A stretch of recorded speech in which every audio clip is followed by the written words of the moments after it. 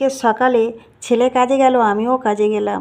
ছেলের কাজ হয়নি বলে ফিরে এসেছে। আসবার সময় 500 আলু আর 500 চাল আর 4টে ডিম আর 2টো ডাঁটা নিয়ে আদা রসুন নিয়ে ঘরে ফিরেছে।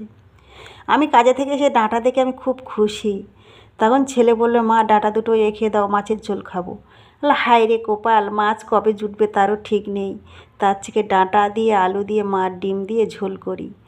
বলার পরে একটা ডাঁটা আর 3টে ডিম আর 2টো আলু দিয়ে ঝোল করলাম।